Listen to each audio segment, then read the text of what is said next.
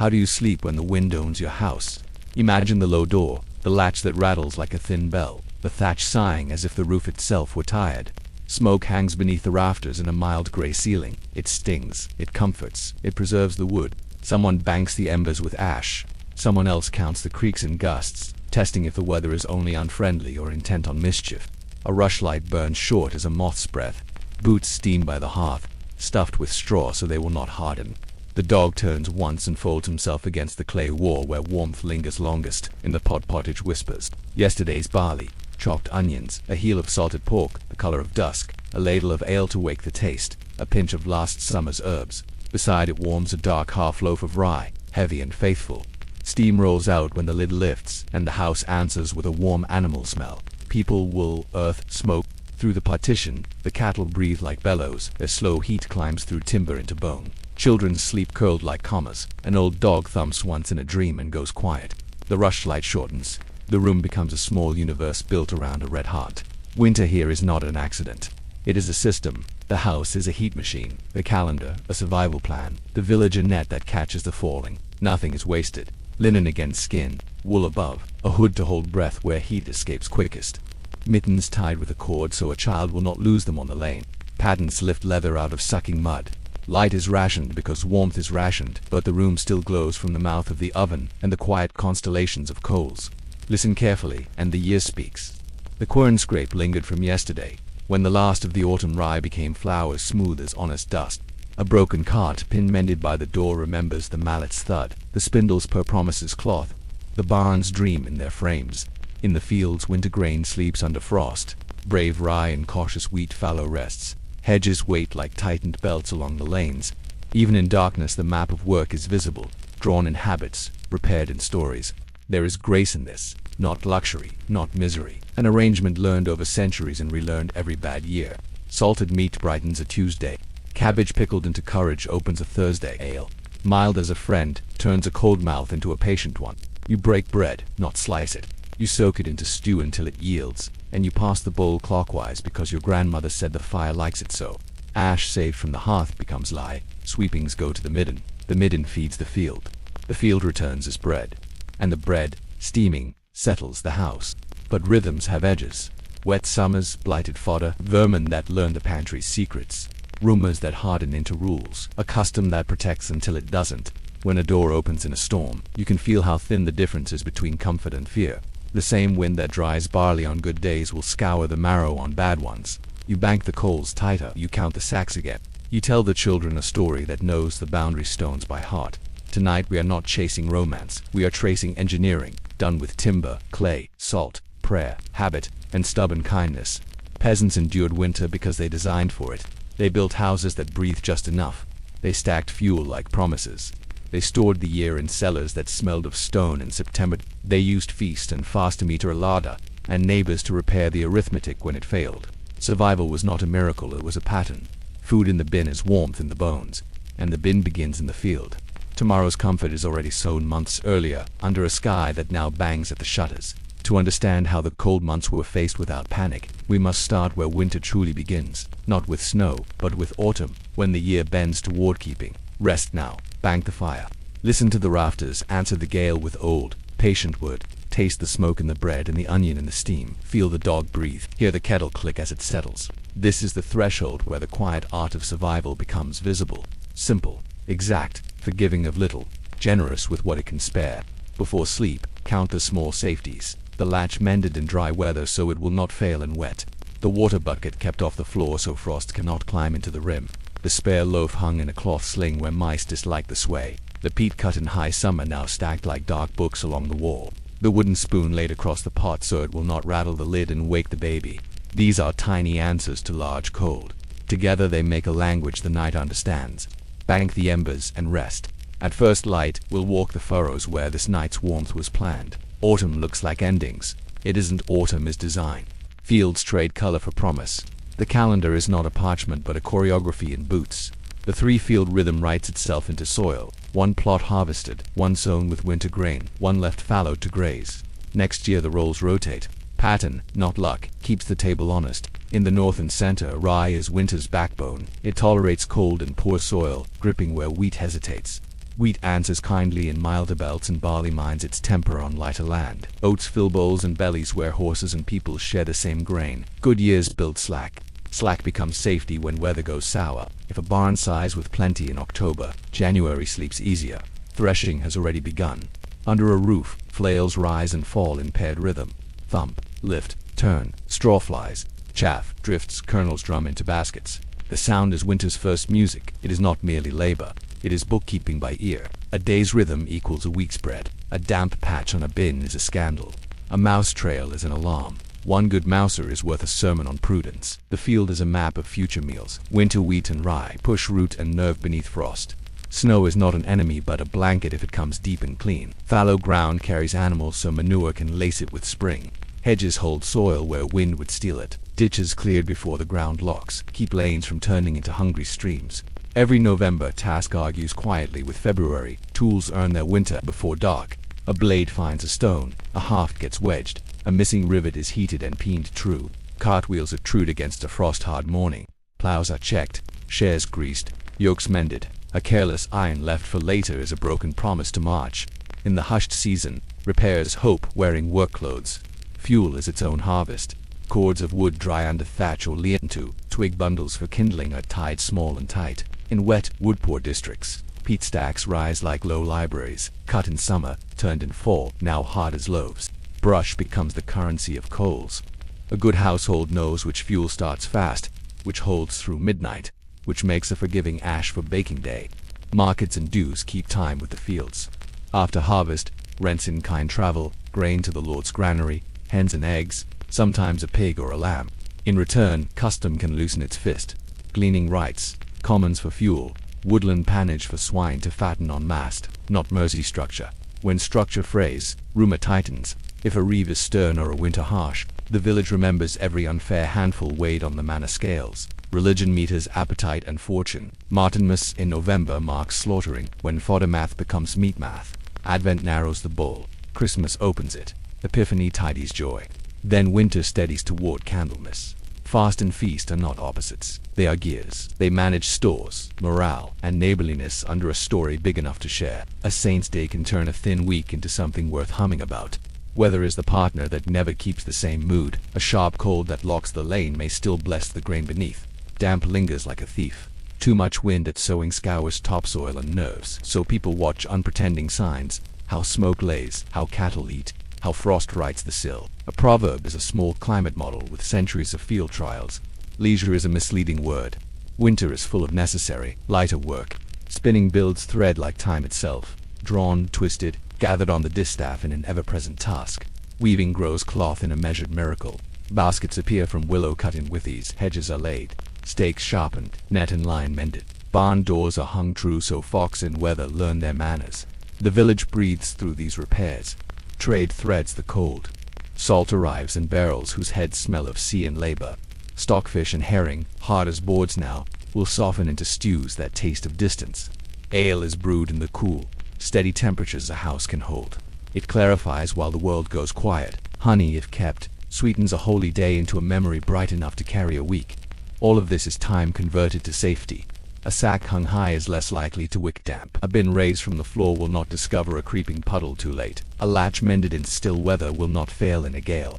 The clock is agricultural, but also domestic, legal, devotional. It keeps grain, fuel, morale, and obligation in step when the hands align. Winter feels like strict order rather than siege. Still, calendars cannot chew. The test of planning sits under the floor and under the lid. To pass winter without panic, food must not only exist, it must last. And last clean. Stone, salt, smoke, and patience will do that work, if the hands remember how and the house remembers where. The barns exhale full. Now we step into the cool earth to learn how to slow time, to step down into the earth and the air changes. It smells of stone, damp, wood, and last September's breath. A cellar is not a room. It is a season kept on purpose. Barrels stand shoulder to shoulder. Crocks wear caps of tallow or wax. A rack of roots waits with quiet color. Turnips dulled to pearl. Carrots bright as buried sunlight, onions whispering a spice that warms without flame. Apples rest in straw, asleep until cold. Grain lives in its own architecture. Chests banded with iron, bins on legs, lift bellies above damp. Sacks tie with knots that serve as signatures when ink is rare. A lid opens the way, a lullaby opens, slowly, gently, with listening. You do not wake the future unless you mean to feed it. A hand sinks into grain, feels the cool slide, listens for trouble in the silk of kernels, the faint tick of vermin, the telltale clump of moisture. The cellar keeper is part steward, part detective. Salt makes time behave. Pork and beef go down in layers, white crystals drawing out danger and giving back winter obedience. The smell is strong, but honest. Fish arrives soused or dried from far coasts if roads hold and bargains keep. Stockfish lies hard as fence boards. Herring glints with a memory of sea. In stew, they learn kindness again. Where salt is dear, smoke does the work. Meat hung in brown weather under rafters. Oak and alder telling their story until the flesh darkens into safety. Pickles are winter's small fireworks. Cabbage curls into courage that wakes a tired mouth. Beets stain joy into a bowl. Cucumbers become crisp echoes of summer. Vinegar sings the house awake for a moment and then sits down, polite. Cheese keeps meadow in its heart long after snow has made the world simple. Butter sleeps under brine. Honey holds herbs in amber, summer stitched into medicine. On a bitter morning, a spoon of that gold convinces a child to brave the lane. Storage is not passive. It is a daily conversation with loss. Floorboards are tapped with a knuckle. Ropes are retied. Crocks wiped. Bungs turned. Traps clap in the night. Cats earn double wages. Fewer mice. Warmer laps. A leak is not a nuisance but a thief. A draft is not a quirk but an invoice the weather hands through the door. Quiet vigilance is cheaper than grief. People learn to read water stains the way others read letters. Every house keeps its ledger in memory. Who owes a loaf? Who lent a sack? Who has the safe aloft in a week of rain? Debt and favor move through the village like careful birds, pecking balance out of hard months. When a bin runs thin, pride learns new manners. When a neighbor's pig sickens, smokehouse hours lengthen. Survival is arithmetic, and the figures are human. Upstairs, the hearth completes the storage system. Embers banked under ash sleep like honest coals, ready to wake with breath in a dry twig. Ash is saved for lye and for scouring the clay floor until the room feels sternly clean. The oven remembers every loaf. Clay, cracked and healed, holds heat the way an elder holds stories. Bread emerges dark, crust singing, crumbs steady. It asks not to be sliced but to be broken and dipped. Fuel is a storehouse with its own etiquette. Logs seasoned under a lean-to. Faggots for kindling are tied with the thin patience of last year's hedging. Peat stacks stand like low libraries. Pages of soil cut and dried when the world was green. Now promised to February, the best fuel is the one you gathered when it didn't feel urgent. Birch catches oak keeps the long sermon of midnight. Light is rationed like sweetness. Rushlights burn with friendly smoke. Tallow candles give a steadier tongue of flame, but cost more than many nights can afford. One flame can write a page, mend a sock, finish a prayer. Households learn the grammar of shadow so well that a single candle becomes a theater of hands and bowls. The cellar teaches 3 truths. First, you cannot eat what you did not save. Second, you cannot save what you did not plan. Third, planning is a story you tell the future with your hands. These truths sit under winter talk, from a priest's homily to a child asking why the best pair must wait. When a festival opens the larder, it is not indulgence but design, a metronome for morale and metabolism. Sometimes time refuses to be commanded. A warm spell wakes rot. A burst bung costs a week. A rat learns an angle you missed. Then skill becomes humility, and humility knocks on a neighbor's door with a hat in its hands. Later, the door knocks back from the other side, because the year is long and no one outruns chance alone. Charity is not decoration, it is infrastructure. This is the taste of patience. Barley deepened by smoke, cabbage that once bitten now comforts, salted meat softening by the fire, ale mild as a friend, a spoon of honey bright enough to light a corner of the week. You swallow, you breathe, and the world feels more possible. The larder holds, the hearth will finish the lesson. Let's climb toward the red heart that turns store into comfort. Look first at the shell that holds a winter together. Low and long, slightly bowed by weather, it wears thatch like a heavy cloak pinned tight against the wind. The door is small by design, a threshold that spills little heat each time it opens. Walls show timber bones under wattle and daub, a skin of clay and chopped straw that dries hard, flexes a little, and forgives the season's moods. Nothing here is picturesque for its own sake. The house is an instrument. Its job is simple and exact. Trade a small discomfort of smoke for a reliable store of warmth. Inside the hearth is sovereign. Stones cradle a patient bed of coals. An iron trammel lifts and lowers pots, so recipes move through height rather than time. A louver high in the roof grants smoke a path. The rest blue washes the beams, laying a lacquer that preserves wood, discourages pests, and turns daylight into warm brown. Chimneys arrive late for common folk. An open hole keeps its old logic. Sting the eyes a little and the timbers will last. In winter, smoke becomes insulation and antiseptic, a household ally with a rough manner. Watch the room like a diagram. Closest to the fire sit age and infancy, bodies that bargain poorly with cold. Farther out, work in progress. A spindle purrs. Carded wool in soft heaps. A bench with a strap newly mended and a hinge drilled true. A bucket warming its rim. Boots and pattens dry on their sides.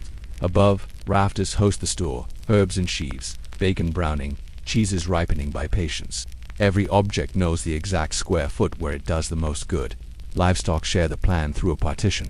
A pair of cattle or a trio of goats bed in straw, their winter breath lending a steady trickle of warmth. The floor tips a little so damp stays where it offends least. A shuttered window of wood against weather with no glass acts like an instrument, cracked for a moment to clear air, pushed wide on bake days wedged tight during a gale while the fire drafts itself through narrow jealous paths. In most houses the window is a verb, not a noun. Beds are engineering. Rope-latticed frames hold mattresses stuffed with straw or chaff where fortune smiles. A feather tick lies like a small miracle. Bed curtains make a tent in the room's weather, shrinking the climate to fit a family's breathing. Heat stones, wrapped and slid to the feet, turn a night from endurance into rest. The rule is simple: trap breath, spare fuel. 2 bodies share heat better than 1. 3 share it better still, and in winter nobody argues with the arithmetic. Clothing repeats the logic of walls. Linen against skin because it wicks. Wool above because it insulates when damp and forgives the day's demands. A hood keeps the neck from spilling heat. Mittens with a connecting cord spare parents from hunting a single lost glove across a dark lane. Leather shoes are treated like agreements. Pattens lift them clear of mud that drinks warmth the way a thirsty field drinks rain. Cloaks are mobile microclimates. A good one carries the dignity of tool and garment at once. Light is warmth's cousin and is rationed the same way. Rushlights burn with friendly stubbornness. Tallow candles steady the hand but are counted like coin. One flame can finish a seam or a page. Many flames mean a feast or a foolishness. Shadows become grammar. People read rooms as if they were sentences, placing themselves where meaning runs true. A chair in the lee of a draught. A stool at the oven's mouth. A pallet where floor and wall meet in calm. Soot and ash complete the cycle. Soot seals thatch and quiet sparks. Ash sweetens sour soil. Scour cleans pots and turns to life a laundry. Sweepings go to the midden. The midden returns to the field to grain, the grain to bread, the bread to bowls, and the bowls back to wash in water warmed on yesterday's fire. Nothing stands alone. The house is a wheel, and the hearth is its axle. Maintenance is worship without incense. A latch that sticks in dry weather will fail in wet. Fix it now, not when the storm insists. Rotate bedding so chaff breaks evenly. Shake straw down to discourage damp and unwelcome company. Replaster a crack before frost learns the path. A house that survives winter is not lucky. It is loved by deliberate hands. Children learn to hear a change in the fire as straw the way others hear a change in tone. Knowledge passes in small phrases. Bank deeper. Turn the log. Mind the vent. Close the door gently. The social life of heat is plain. The best seat by the hearth rotates by custom. Elders, illness, infants, a guest on a storm night. The host's pride is to keep the red heart open without waste. Hospitality is measured in inches toward the blaze and in ladles from the pot. A neighbor repairs a hinge and earns a place closer in January. Share what keeps us human. Count what keeps us alive. Custom places the water pail, the meal bin, and the child's stool, exactly where heat and light agree. All of this is engineering by habit. A peasant house is a heat machine built from local physics and unbroken memory. It turns fuel into comfort, smoke into protection, proximity into survival, and routine into resilience. When the door opens, winter bites. When it closes, well, the room remembers what season it prefers. You can feel the principle in your lungs. Breathe slow, waste little, carry on. With the house tuned, it remains to prove what it sustains. Lift the lid and hear winter speak in the steam. What did winter actually taste like? Start with a baseline. Pottage it hardly ever roared. It murmured, keeping a slow confidence at the hearth's edge. Barley or oats gave it body. A handful of rye crumbs, saved from yesterday, helped it keep its shape. Onions and leeks built the scent. Cabbage joined when a crock opened. Beans and peas dried sensible, patience swelled back to life. If a bit of salted pork took a brief holiday from its barrel, the whole house noticed, and the evening felt easier. Bread was the other pillar. Dense, dark, dependable. Rye ruled on stern soils. Maslin rye and wheat mixed answered where fortunes mixed. Oat and barley breads kept company farther west and north. These loaves were fuel, not fashion.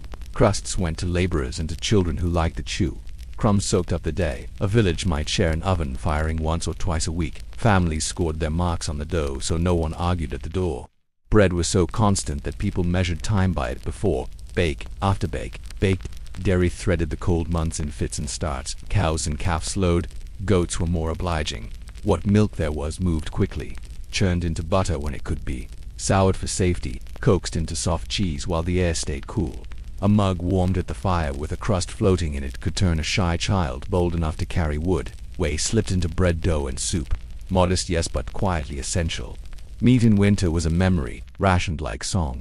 Martinmas slaughter turned fodder math into meat math. Pork and beef shifted from pen to barrel. Patience replaced pasture. A thin dice of bacon could make turnips polite. Sausages cured in brown were the taught hunger to wait. On feast days few, glittering the board admitted plenty. A spared joint roasted fresh. A goose if mast had been kind. A rabbit honest enough to confess the snare.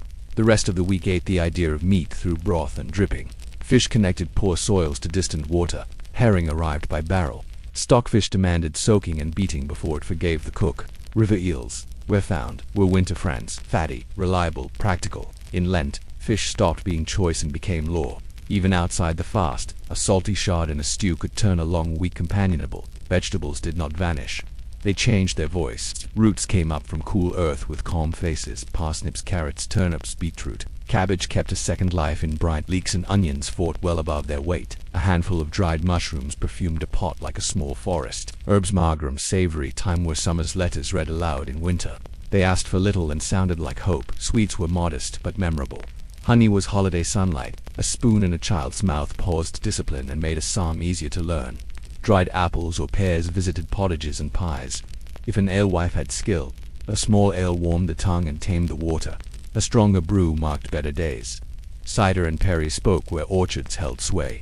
Snow melted in a pot made a clean, quiet drink when wells were cold or far. Spices for most herbs were spice and smoke the signature. Pepper, ginger, saffron. Costly travelers appeared in manor kitchens, rarely in cottages, but the idea traveled. Pepper became fiery mustard seed. Saffron became calendula petals, lending brightness. Trade taught imitation.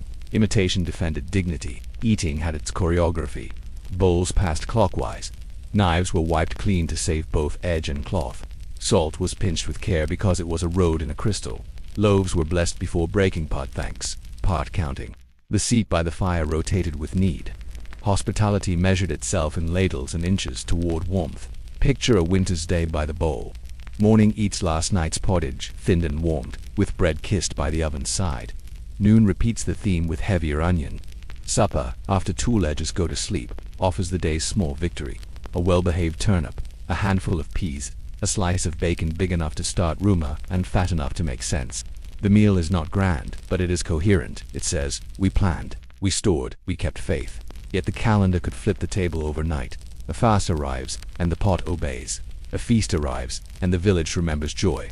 The same pantry that whispers thrift can, by rule and bell, suddenly sing. The bowl is steady, the calendar is not. We turn from daily fare to holy days and hungry ones, from habit to rule the church's page, written in hunger and celebration at once. Communal ovens shape the week's rhythm. On bake day, doors opened early, dough proofed under cloth, and peels slid loaves into the clay belly in order. The oven was gossip, schedule, and savings account at once. One firing, many families, fuel spent wisely. Ash raked out at the end, warmed stones for drying herbs. The table is warm. Listen for the bell that decides what the pot may hold, and when. The bell measured more than hours. It measured appetite. In winter, the church's calendar ran like a river through every kitchen. It did not demand silence. It demanded shape. A single peel could change a week. What was fair yesterday must be lighter today. What was meat becomes memory. The table obeyed, and so did the village, because discipline kept stores honest and turned scarcity into a shared story instead of a private panic. Begin with Martinmas. In November it is the hinge between pasture and barrel. Animals that would strain hay through snow become sides salted deep and hung dark in smoke.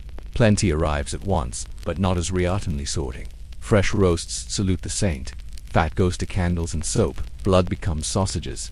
Bones promise to simmer poverty out of weekdays. Martinmas teaches winter's tongue to speak. Rich ones careful for months. Advent follows, a narrow road before wide singing. In many places, abstaining from meat pairs quiet meals to quiet liturgy. Pottage leans on peas and beans. Fish stands where pork stood. Spiceware fortune allows acts as punctuation, not fireworks. Restraint is a metronome for stores. Fewer rich meals early mean deeper comfort late, when tempers and bins both run thin. Christmas breaks, the seal not recklessly, but with ceremony, the Lord's hall may blaze. Cottage hearts glow with milder echoes. Ale runs easier. Pastries return after a month of thrift, and even poorhouses hear a richer sizzle. Gifts are edible and practical. A shared joint, a finer loaf, a pot of dripping that turns a lean week friendly. Hospitality is not theater. It is infrastructure disguised as joy. 12th night ties the ribbon. Sometimes with bounded misrules traded for an evening, so laughter unknots what hierarchy has tightened. Then work dresses again, and winter continues. Saints' days dot the cold like stepping stones, each justifying a candle, a ladle, a story told twice. Fast days outnumber feasts, yet they do not press the heart flat. They turn appetite inward and attention outward. Alms expected, neighborliness encouraged, the pot stretched by arithmetic done together. Wednesdays and Fridays bring fish or simple fare where rules are kept closely. Lent will arrive later with a stricter hand, but winter already trains the body to become lighter on command. Rogations and blessings thread the season, granting fields and flocks to heaven when human keeping reaches its limits. Candlemas in February returns light indoors with blessed tapers that feel like proof against anxiety. Tiny flames make rooms look brave again. A taper at a sickbed or during a gale says, "We are not alone." Others keep this rhythm too. The manners role matters. Custom can oblige the Lord to dole bread, ale, and sometimes meat at major festivals. This is not modern charity. It is rent reversed. Villagers judge a lord by the fullness of his Christmas ale, as surely as by the fairness of his measures in October. A stingy hole sharpens winter. A generous one softens argument. Foodways become ritual shapes. The Yule log is promise, not merely fuel. Flame will meet flame through the long dark. Where rare spices appear, they carry stories of distance. A single saffron thread can make a custard taste like travel. A wafer stamped with holy signs breaks with dry music. Bitter greens keep a seat for spring long before buds open. This rhythm tames fear. When storms stack against the door, when a cough worries a bed, when a rat gnaws, people point to the next bell and say, "There, we know what to cook then. We know what to hold back now." Rituals do not feed bins, they feed resolve. Resolve conserves bins. Frugality wears a festival mask and does its work in secret. A shared goose becomes bones for broth, fat for pies, drippings for bread, and favors to repay. A strict Friday balances a generous Sunday. Candlemas lights keep some children from fearing the roof's voice. An epiphany story keeps a teenager from counting only losses. The calendar guides hands as well as tongues. Bake days, brew days, wash days, and saint days interlock so fuel is used wisely. A fast is not only a smaller bowl, it is a quieter oven, a fire mended and left to glow low. A day when spinning comes forward and heavy chores withdraw. A feast is not only a larger table, it is a hotter oven, a bright room, a neighbor invited toward the blaze. In both cases, the house learns to breathe on cue. Put simply, the church teaches winter to be rhythmic, not random. It writes meaning over months that could feel like one long gray decision. It does not erase hardship, it teaches hardship to keep time. The body learns moderation. The larder learns pacing. The village learns reciprocity. The bell resumes its old work. It measures appetite. Listen, there it is, falling through the cold. Tonight the bowl is simple. Soon the board will sing. Between them lies the work that hid in winter, the jobs you do when fields sleep and hunger waits for sloppy planning. The bell fades, the oven breathes. Tomorrow we open the barn doors and count the winter labors waiting in the dim. Winter looks still from far away. Up close it hums. When fields sleep under rhyme, hands don't. The village turns inward to tasks that rarely enter manuscripts, quiet arts that keep spring from arriving to a broken house and an empty bin. They happen in doorways, lofts, lean-tos, and the barn aisle where breath shows in pale clouds. Begin with threshing, because bread begins there. Flails move in paired cadence, right strikes, left lifts, left strikes, right lifts, husks leap, chaff drifts, kernels drum into baskets, music with maths inside it. Threshing is winter work by logic. Dry roofs, spare hours, fewer field demands. A small crew can make a long morning answer to a week of loaves. Winnowing follows when the air is honest. A door opens to a chosen wind. Grain pours from shoulder height. The draft sorts the mix. Chaff sails, light seeds wander, heavy kernels fall. Little by little, gravity and patience make certainty. Children learn to stand out of the stream and to read the floor where avalanches revealed the barn's crooked heart. At the bench, iron and wood reconcile. The smith's winter is steady hinge pins, share points, axe edges, sickle teeth. Sparks jump. The smell promises tools that won't fail at the first furrow. The carpenter trues a rim with a spokeshave whisper like snow under boots. Repair doesn't brag, it removes future crises. Textiles take the best light. Spinning never stops, because clothes are time stored as thread. Distaff tucked as spinner draws fiber, twists, winds, filling a spindle that sinks softly. Weaving grows when warps are dressed. Winter sees cloth advance toward shirts, hose, and bed linens that steal less heat. Fulling beats finished cloth and water, thickening it into weather you can wear. Leather keeps rain out and cold polite. Winter mends bring soles back from the edge. Risu seems rubbed blunt by lanes. Set hobnails neat as beads. A cobbler listens to feet, where they load, where they split, where they burn. Gloves, belts, harness, and scabbards. Drink oil and hand heat, turning from stiff to serviceable by slow use. Fuel never stands idle. Hedge laying makes living fences tight and stockproof. Stems cut and half bent, woven into a thorny wall that wakes in spring already useful. Faggots are tied for ovens, billets stacked bark down so rain sheds, not drinks. In peat country, last summer's cuts are checked. What crumbles burns first. What clinks waits for the cruelest mornings. Kitchens are workshops by another name. The mortar thuds garlic and salt, or crushes dried herbs whose smell is a slipped ribbon of July. Knives, stropped, bowls, scraped. A broken spoon becomes a smaller spoon and keeps its seat. Even ashworks, sifted for scouring, leached into lye for washing, saved for soap when fat and patience coincide. Barns have weather inside. Roofs drip if you let them. Floors turn treacherous if you don't. Winter chores sweep, fork and bank bedding, deep so beasts lie dry. Fodder is measured with a discipline more tender than strict. Salt licks keep appetites honest. A curracomb steadies coats, calves and kids arrive when they choose. Hands learn the warmth and worry of births that won't wait. Lanes ask for tending. Ditches clog when no one speaks for them. Then the first thaw speaks too loudly. Men and boys cut water a path and throw straw on ice. Paths hold villages together. A kept lane is fellowship with a handle on it. Markets don't vanish. They move earlier and speak briskly. Eggs, onions, a twist of wool, a rope of eels, a pot repaired, a story traded. Often winter settles in kind, labor credited, favors noted, debts carried like baskets to be set down when lambing's done. Reputation is winter's coin, payable forward, collectible later. Winter is also school. Proverbs arrive one per chore. Mend the roof while the moon is sharp. Beware the plank that doesn't creak. Ash before oak. The hearth will choke. They are mnemonics for physics and patience. Children learn the house's alphabet. Heat, sharpness, dryness, order. None of this is heroic the way paintings prefer. It is maintenance, the art that prevents tragedy from needing a name. Prevented disasters don't get saints' days, they get a nod and a better sleep. Winter work is the practice of spring. By the time the first furrow shines black and hopeful, the village has already earned it with hours that left no swagger and little song.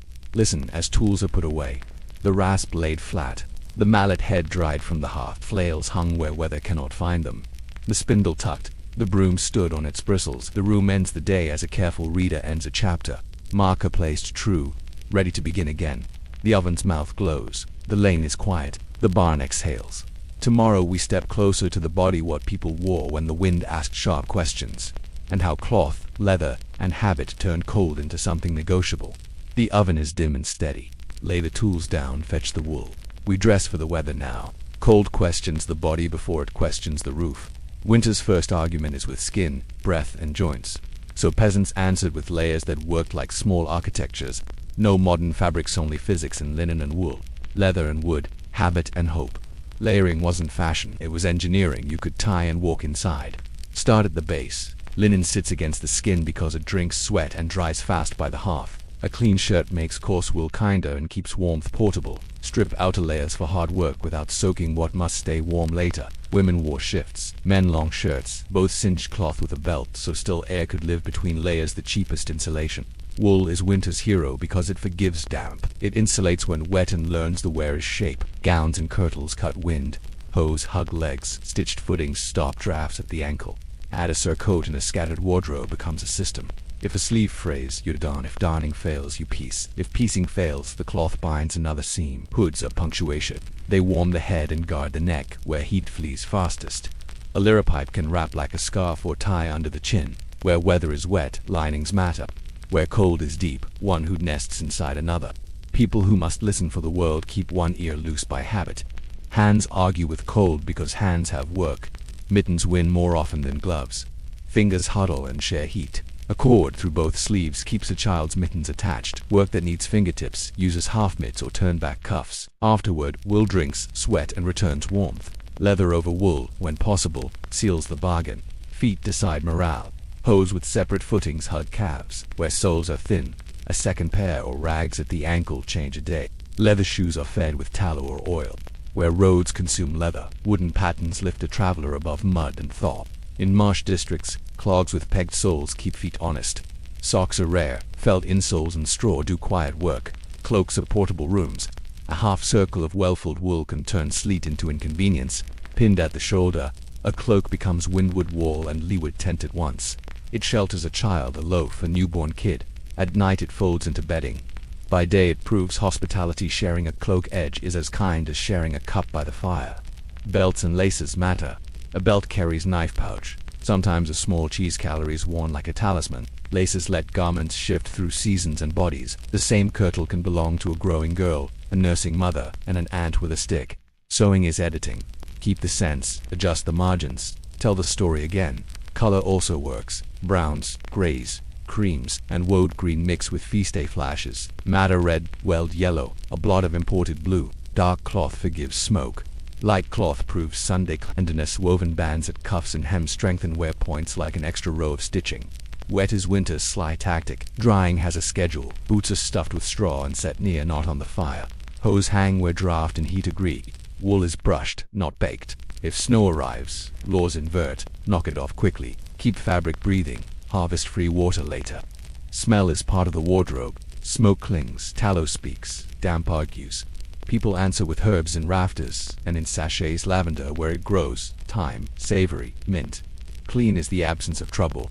In winter a shirt changed and aired often is a civic contribution. Status shows, within reason. Fur linings add warmth and rank. A well-dyed hood says good year, yet practicality outranks glitter. The woman whose cloak sheds rain like thatch earns more envy than sleeves that drink puddles. A lord may shimmer at Christmas, but the cotter with dry feet in February wins the wager that matters. Clothes teach posture. Layers ask you to move economically. Bend from the hips. Keep the core warm. Hold tools close. They whisper advice. Tie your hood before the lane turns. Bank heat before the bell ends work. Carry your cloak like a wall when the wind rounds the churchyard corner. Children learn the catechism of warmth and remember the psalm. Dry feet, full heart. Dressing is a vote for survival cast before dawn.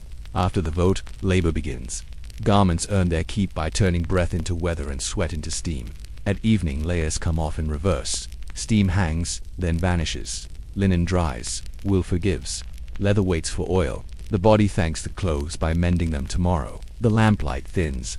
Lay the mittens on the hearthstone. The pattens by the door. The cloak over the footboard. Feel the room soften as the house returns your heat. We have dressed against the air. Now we light it. Rushlights and tallow will teach the night to speak softly. Hood off. Breath easy. Strike the flint. We light the room, not the field. Night asks different questions than cold.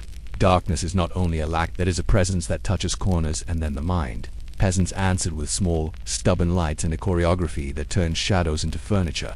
The aim was not to dazzle a room, but to make tasks possible, keep spirits orderly, and spend as little fat or coin as winter allowed. Begin with rushlets in summer. Children cut common rushes, peeled the green from the white pith, and dried the strips like pale ribbons. In winter, that pith drank melted tallow or bacon grease and became a fragile, useful wick. A rushlight burns quickly. It flares, dims, flares again, teaching a pace to work. You mend a hem, read a psalm you already know, find a dropped pin, mind a pot, hold it wrong and it drips. Place it well and it answers an hour like an honest tool. Tallow candles are steadier, pricier, and smell of their source. Household tallow comes from Martimus renderings. You save it because every candle is stored daylight. Dipped or molded, wicked with twisted fiber, a tallow candle lays down a stronger pool of light that lets ink behave and thread obey. It smokes if jealous of draught and gutters if neglected. Trim the wick with a nail or snuffers, shield it at the door, count the inches left like money. Beeswax is gentler on the nose and kinder to walls, but rare where hives are few. Church and manor see more wax than cottages do. When a wax taper visits a poorhouse at childbirth, a wedding, a sickbed, the room looks briefly wealthy, as if the day agreed to stay up late. Lamps endure too, shallow bowls whose lips feed a wick from fat or oil when any oil can be spared. In river towns or by the sea, Fish oil adds its voice. Olive oil belongs far south and in books to northern ears. A lamp placed low makes hands careful and faces close. Eyes adjust to economies. The fire, the oven's mouth, the coals under ash, these are not only heat, they are lights with names and habits. The hearth throws light up. The oven throws light forward. Coals plate the underside of pots with copper. A cook stands where the spoon reads the surface without steam blinding judgment. A spinner shifts her stool to keep thread inside the small star her candle makes. Rooms develop orbits. The best chair migrates with the season, nearer the oven in wind, nearer the door when steam argues.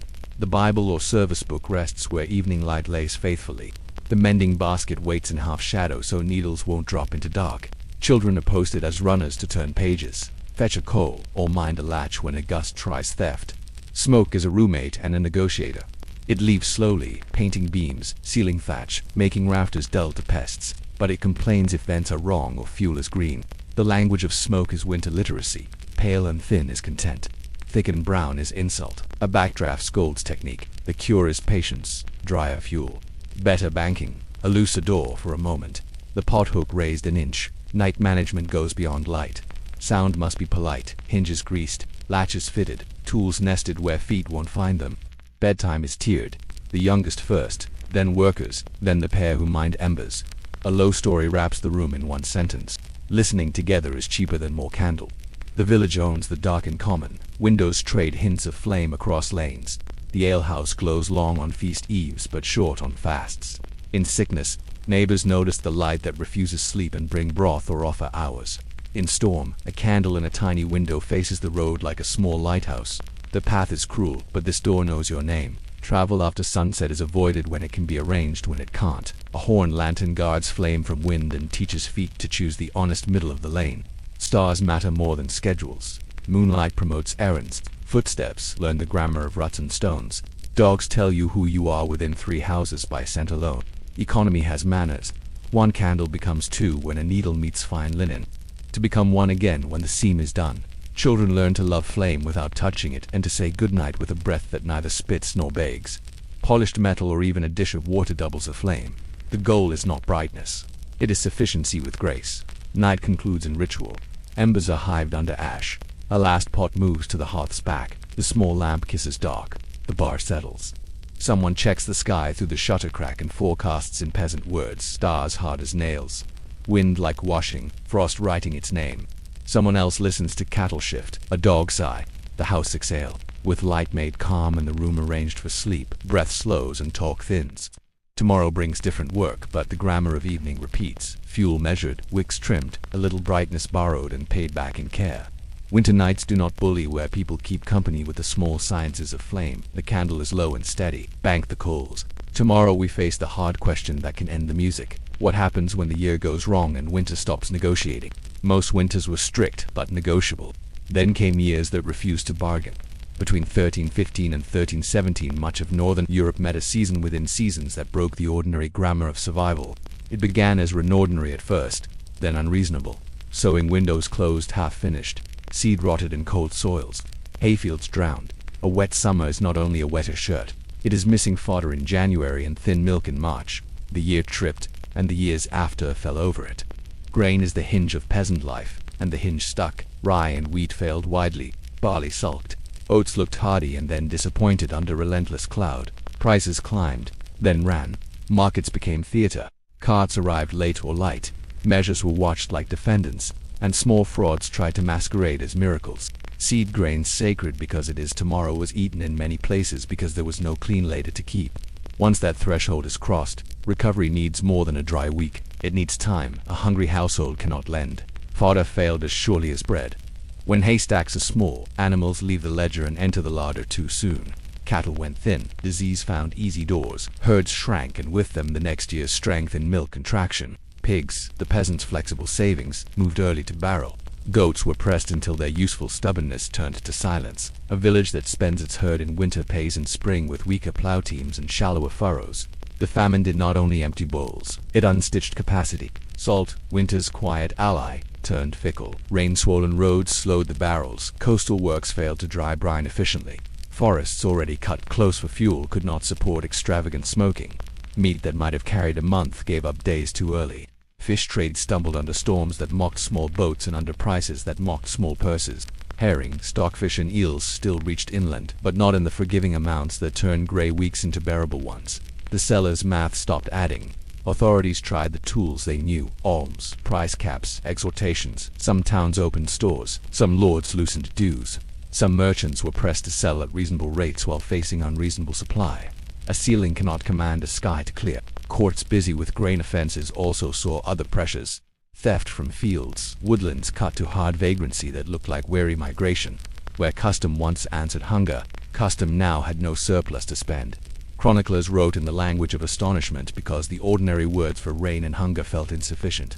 They counted burials with ink that seemed to widen on the page. They told of parents bargaining in tears, of travelers fallen in ditches, of villages that looked older in a week. Some reported horror stories of people pushed past lines they themselves could not imagine crossing. Here, we move carefully. Rumor multiplies in disaster. Such tales may signal scale and fear more than common practice. Even without them, the record is plain enough. Many were cold, many were hungry, many died. The famine's cruelty was how it repeated. A single bad year a prudent village can survive, to teach humility. 3 in some districts taught despair. Seed eaten becomes a smaller harvest even if weather improves. Smaller herds mean fewer calves. Fewer calves mean weaker teams. Weaker teams mean late plowing. Late plowing means the calendar loses its footing again. People who endure a first blow tired meet the second with less to give. Illness finds some colds that become killers, fevers that find thin children and win. We do not need morbid enumeration to understand the curve. When food thins, resistance thins. Yet even within loss, the old scaffolding tried to hold parish alms chests emptied and filled again. Brotherhoods and guilds extended credit in bread, not coin. Women traded hours at hearths and bedsteads. Men traded hours with hedges and roofs. Priests scolded hoarders and consoled the confessing. A good lord's hall became a memory people praised for decades. A mean one became a proverb children sharpened. Hospitality, which in fair weather looks like decoration, revealed itself as public works. Not all regions suffered equally. The famine's map followed climate and trade lines. The North Sea world, the Low Countries, England, northern France, parts of Germany and Scandinavia endured harder. Some Mediterranean zones knew hardship but kept more paths open to grain from elsewhere. Even within a country, river towns that could still receive barges fared better than upland parishes cut off by mire. Geography is destiny in slow years. In bad years it shouts. The famine also taught lessons that stayed. People remembered to diversify where they could. More barley here, more peas there, more attention to drainage ditches and to grain varieties that suffer insult without surrender. Commons rules, sometimes lazy in good decades, tightened around woodland and grazing so that the next crisis would find more held in reserve. Some manors tinkered with dues to keep tenants from disappearing. The story bent away from catastrophe as best it could. We should resist one easy narrative, that this famine directly caused everything that followed. History dislikes straight lines. But after 1317, many communities were poorer, smaller, and more brittle. When other shocks came, the odd year of cattle murrain, a failed vintage war cloud on horizon, they found people with less cushion. And decades later, when a different dark rider approached, the memory of rain-soaked hunger still lived in how people heard hoofbeats. Stand again in the winter room, we know the one, with the rushlight, the stew, the low door. Imagine that the barrel we counted on is half what it should be. That the bread smells a little thin, that the child's cough lingers, that the cow in the byre rises slower than she did in autumn. The small sciences of survival still work, banking coals, mending latches, drying boots, but the sums cannot be forced. The house's engineering buys time. Time refuses to sell. When the sky behaves, the peasant system looks like wisdom. When the sky misbehaves long enough, wisdom needs allies it does not own. Drier summers, kinder winds, roads that hold markets that can fetch relief. And so people turned not only to barns and to neighbors but to the weather itself, to word pattern, rumor and memory, asking if something deeper had shifted in the air. The stew is quiet, the bell will still ring. Before we sleep, we step back from a single disaster and look at the larger sky, at the centuries, mood, and the argument about whether warmth had been leaving the room all along. When people in winter rooms looked up from smoke and soup, they looked into weather that seemed personal. The sky behaved like a neighbor, familiar, moody, sometimes generous, sometimes not speaking at all. Yet over centuries it had longer habit swings that no single village could read but that left fingerprints on chronicles. Tree rings, harvest dates, wine yields, and the stories elders used to measure back when. Today we give names to those long moods. Then people gave them proverbs. Scholars speak of a medieval warm period roughly bridging the 10th to early 14th centuries in parts of Europe and the North Atlantic world. The phrase can mislead. It does not mean sunny picnics across all lands for 400 years. It means a tilt of averages in many regions toward kinder, growing seasons, longer summers, in some places milder winters, in others enough to lift grain lines uphill, stretch vineyards north, and make marginal soils behave as if they had been forgiven. Monasteries noted grape years that felt bold. Icelandic settlers wrote of grazing and wood where later ages found ice and scrub. Timberline crept. Hay barns dared thinner margins. But warmth was not uniform, and neither was time. The Mediterranean told a different story than the Baltic. The Atlantic facade, another than the interior. Warm also meant caprice. More intense downpours for some, sudden drought for others, winds that found new games. In short, a favorable average still held cruel arrivals.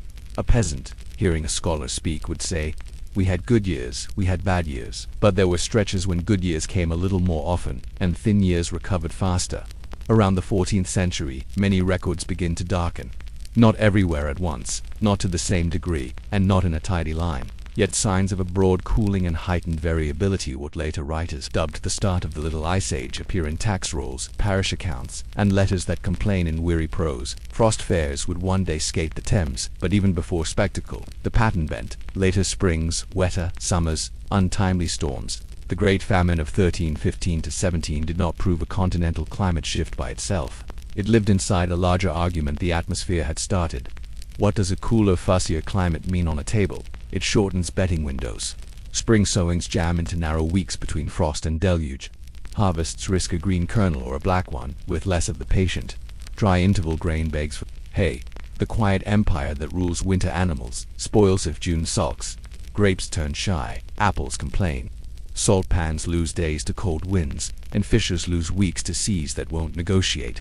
Every arithmetic in the house starts carrying an extra just in case, and just in case is expensive in time and wood and nerve. Villages adapted in the ways they could afford. Some shifted balance among grains. More hardy rye where wheat sulked. More barley where brewing steadied nerves and calories alike. More beans and peas to hedge protein when herds shrank. Drainage ditches deepened. Field ridges sharpened. Commons rules tightened on wood so that fuel would meet the long waits between dry spells. Seed choice, once custom more than calculation, became an art of small gambles. Folk memory lengthened. Elders recalled the last early frost, the season when candles were used at noon, the year a thaw lied and broke plows and sucking ground. Architecture listened to, thatch thickened. Doors shrank another finger's breadth. Loom rooms moved inward. Clay ovens received repairs in the first light of any sunny morning, as if the weather were a creditor who might arrive unscheduled and fuss about cracks. Even clothing remembered. Fuller cloaks, closer hose, hoods that claimed more neck, patterns pegged with a certainty that lanes would make a meal of leather. None of this happened under banners. No herald announced the warm period ends. The change felt like a personality shift in someone you live with. Harder to predict, quicker to sulk. Honest work still answered, just less reliably.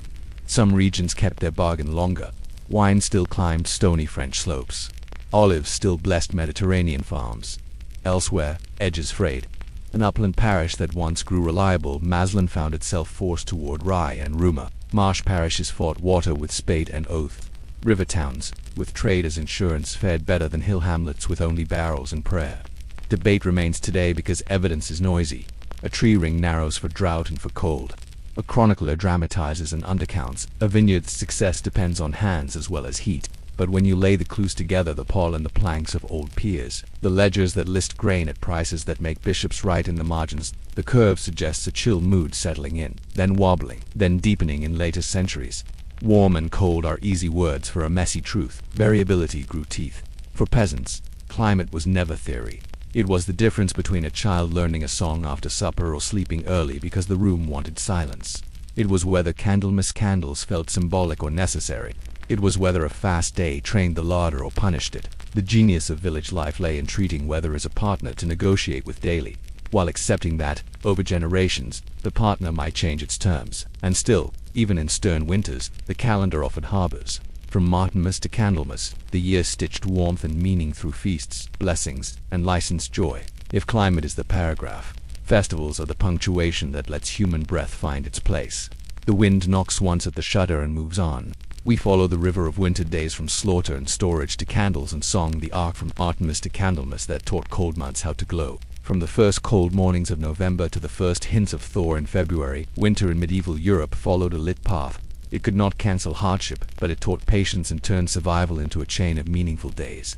The arc began with Martinmas and ended with Candlemas. Between them, doors opened.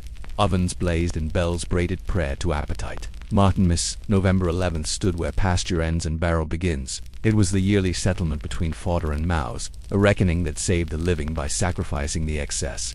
Slaughter was logistics made sacred, fat rendered to tallow for candles and soap, blood caught for sausages, skin scraped for shoes, bones saved for broths that would keep January honest. A sudden wealth of fresh meat flickered through the village, then narrowed into salted patience. Where mast had been kind, goose or pig crowned the day. Where not, thrift spoke louder and just as reverently. After Martinmas nights lengthened and liturgy narrowed the bowl, Advent followed a season of edges smoothed by restraint. Fasts did not silence kitchens. They changed their grammar. Fish replaced flesh on more days. Peas and beans shouldered more lines in the pot, and spices where they appeared spoke in low voices. Households trimmed flame and sound. Carols were felt before they were sung. Then Christmas arrived, opening doors like a thaw. In halls bright with greenery and smoke, a lord's largesse gave lessons as stern as any law. A full cask mended resentments, a roasted joint purchased peace, a generous dole at the gate turned rumour kindly for months. In cottages, the echo turned humble materials into celebration, richer pottages, spiced cakes if fortune allowed, a ribbon of honey brightening a child's bread. Hospitality wore its oldest cotan, extra seat by the fire, a bowl passed without counting. Feasting was not carelessness, it was morale craft. It used wealth to justify strictness later and gave the body a memory to walk toward when January went grey. Gifts were practical and edible, favors counted in loaves and ladles. Plays and mummers wandered lanes, letting villagers laugh at hierarchy for a measured hour and then put it back in place, none the worse for the joke. 12 days carried the glow from Christmas to Epiphany. Time moved differently, softer at the edges, kinder to songs that wanted a second verse. On 12th night, misrule crowned a fool or a child to remind greatness it lives by consent. Then the calendar, like a kitchen after guests leave, set itself in order, still warm, but tidy. Between Epiphany and Candlemas ran a quiet ribbon of holy days and local customs. Blessings met, tools and fields, plows touched by prayer, barns sprinkled as if to frighten mildew with Latin. In hard winters, such gestures steadied hearts and, in small ways, habits cleaning corners, checking hinges, mending vents. Children learned that ceremony was not magic but a schedule disguised as wonder. Candlemas, February 2nd, returned light to hands. Beeswax tapers in church threw a gold that cottages rarely saw. Their blessing drifted home as a rumor of safety. New candles meant courage against long evenings, a promise that winter had turned its back a little. Whether Laura perched on the day like a bird, sun foretold more frost, cloud fewer, an old wish to read the future in a single morning's mood. Food touched each station of the arc. Martinmas tasted of fat and smoke, Advent of peas and patience, Christmas of roast, pastry and ale. The 12 days of music and shared leftovers turned into soups with stories, Candlemas of simple breads and a softened rigor. Butter returning where rule had banished it. Children could list the year's flavors the way a clerk lists dues. All these festivals moved with social gravity. They pulled the lonely into rooms, the sullen toward cooperation, the anxious toward a stool by the fire where a neighbor would, without remark, pass a bowl. They legitimized generosity and organized restraint, sending a little heat down lanes where houses had less of it. Eating together became a public work that needed no counsel. The ark also taught time, when to slaughter and when to spare, when to save drippings and when to spend them, when to sing and when to sweep. Children grew up with a calendar they could feel, not just hear from the nave. If climate or markets went sour, the ritual spine held the season upright enough for spring to gather itself. Stand again in the peasant house, late in January. The rushlight is low. A Candlemas taper waits in the chest, wrapped against mice and chance. The door knows the difference between a kind frost and a cruel one. The pot on the trammel has more peas than pork but smells brave. Tomorrow the church will shine like a small sun, and even the skeptical will squint and forgive a little. Festivals end. Obligations resume. Rents must be reckoned, corvée tallied, wood rights and gleaning spelled out before hunger writes its own law. After the candles, we count the dues. Winter did not pause obligation. If festivals stitched light across the dark, the manor stitched rules. A peasant household belonged to a web of custom where survival and authority bargained every week. The court baron met in a timber-bird room or beneath a linden if weather allowed. In winter it met inside, steam rising from damp cloaks. Hands chafed, eyes on tallies. Their memory had a clerk. Rights were said aloud so they would not thin. Dues were read so they would not grow fat by accident. Rents in kind mattered first. Grain rendered after harvest counted again in winter, sack by sack, measure by measure. A fair lord used a bushel that kept its brim. A greedy one used a heaped measure going in and a level measure coming out. Villagers knew the difference with the details: ferocity, eggs, hens, and sometimes a pig joined the grain. Where vineyards survived must appeared, where orchards held, a render of cider or perry. The purpose properly told was mutual endurance. The lord's barn became insurance for dearth, the tenant's thankless labor on domain land, a fee for that umbrella in bad weather. Labor dues corvée shifted when fields slept. A man who owed days on the lord's plow team instead cut and hauled timber for bridge repairs, cleared ditches, mended palings, carted stone for a granary wall. Women brewed for hall feasts, washed hall linens, spun hall thread. The work looked like village work with better tools, worse pay, and a steward counting. Winter corvée could be lighter in truly hard seasons, if only because lords did not wish to break the machine that fed them. Letting tenants keep more time for their own barns counted as prudence disguised as benevolence. Custom guarded peasants from ruin and lords from revolt. Gleaning rights stayed even after harvesting late in the year when weather returned a field to walkable. Pannage in the lord's woods fattened pigs en masse. Fuel rights allowed deadwood and brush to be taken within strict bounds. Transgression cutting young growth. Taking a live branch fetched to find that stung, and a sermon that echoed. Yet those rights were the thin threads that kept cottages warm and bowls wider than rumor. When a steward tightened them unfairly, winter noticed immediately. Fees nested within fees. A mill right meant grain was ground at the lord's mill for a proportion of flour.